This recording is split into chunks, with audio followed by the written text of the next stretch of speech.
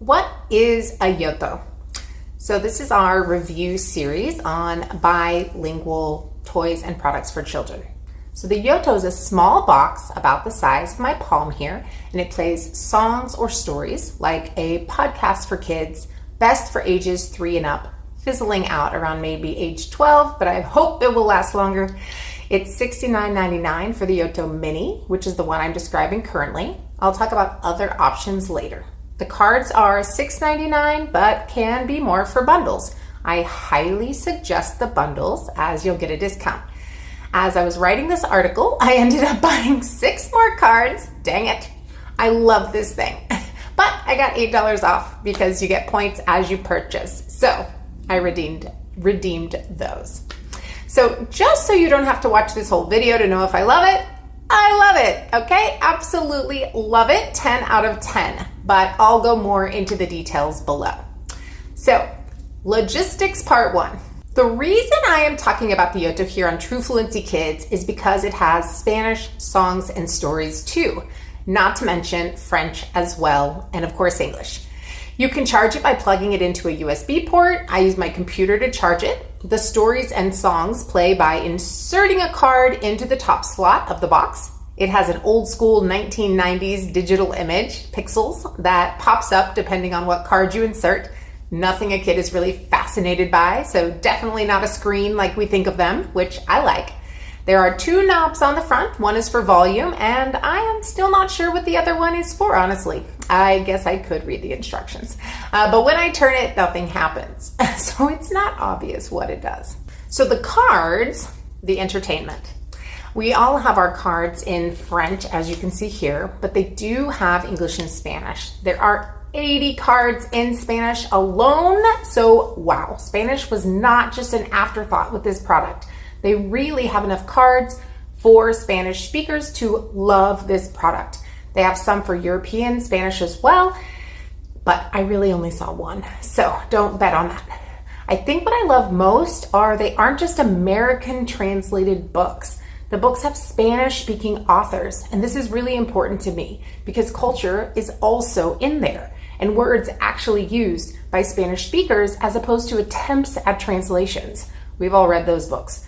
So you can also make your own cards. So if grandma or grandpa want to read them a story or sing them a song or even leave a cute message they can listen to in any language, they can do this. I think this is really sweet. I don't record myself personally because I'm not a native speaker and I want my kid to listen to the cards. But I can see how this would be a really special thing for a lot of families. And when we travel or move away, I can see my daughter's grandparents recording stories on these cards for her to listen to remember them. So we bought our YOTO in the USA, shipping to the USA. So there are stories and there are music. We have mostly gone for stories since I'm trying to really push for fluency in French with my daughter. That's all we speak at home, but I'm a non-native speaker, so I'm always on the lookout to incorporate everyday French language used by 3-year-olds and native speakers. They have traditional French stories, not just American stories, translated into French. And this is what I really love, because when we go to France, then she knows the songs and stories that the other kids know. So this would be the same for Spanish. I also love that I can filter for French-only cards, and they are truly French-only, unlike some other products in another video. It's not like one French word was used. They are for French kids and French-speaking kids. I don't like getting translated products very often. I like buying directly from those countries, but with YOTO, they made the quality of the cards really authentic for Spanish and French-speaking families.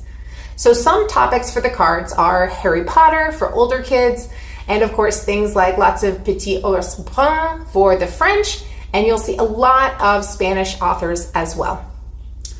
All about the YOTO Mini. So more about the boring stuff, or as I think it's boring. It comes in 5 colors.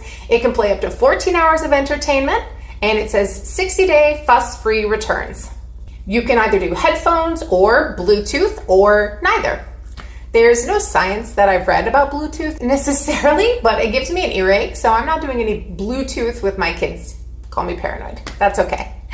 It can also do sleep sounds and white noise, and supposedly it has an okay to wake up timer. I haven't tried that yet.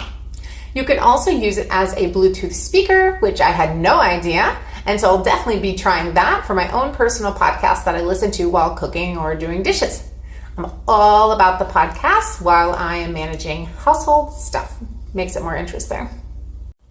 So what are the differences between the YOTO Mini and the YOTO? So, for one, the Mini does not have a nightlight or a room thermometer. Why do people use room thermometers? I guess I missed the boat on that one. The larger YOTO, not the Mini, has wireless charging. Very cool. And the battery extends to 24 hours and not just 14. So that's more handy. Although we typically listen for a few hours a week or less, so ours lasts a few weeks without charging so far. We have the Mini. The regular size is 4 inches as opposed to 2.7 for the Mini. Let's talk accessories. They have a card carrying case. Haven't bought it, but yes, I need to. All of our cards are currently in a pocket of the last backpack we took on a trip. I'm sure there's some molding bananas in there as well. They also have a jacket to go over the YOTO just for extra safe usage, so if you drop it. They also have a wireless charging dock and a few other assorted things. So let's get to the good stuff, right? My opinion of using it in real life. So what do I love about the YOTO? I like that it's small, honestly. I like the cards, even though I'm a little nervous about losing them. I should probably buy the carrying case like yesterday or months ago. I wish it had a regular charger to plug into the wall, but I guess I could get a wall charger with a USB to easily fix that. But honestly, overall, 10 out of 10. Great variety in the French and Spanish cards, authentic Spanish and French cards, not just translated words and cultures. My daughter will listen for a long time, very engaged. I would say she started listening at about age 2.5, and she's over 3 now, and she can listen for about 20 minutes. So this last 2 parts is, how do I use it personally? So we definitely mainly use this on car rides. Of course, it can also be used at home, but that is the place where I need it the most. And who does this work best for? I think this works best for kids in immersion schools, dual language programs, bilingual programs, maybe using Spanish at home, native or non-native speaking parents. I'm not sure it would work well for complete beginners because they wouldn't have any context, like a situation, facial expressions, images, something for context. But feel free to let me know if you try this out with the complete beginner and how it goes. But for me, if you put on a podcast in Mandarin stories, I'm really not going to have any clue what they're saying. Maybe ever. So let me know what you think of the YOTO if you buy it.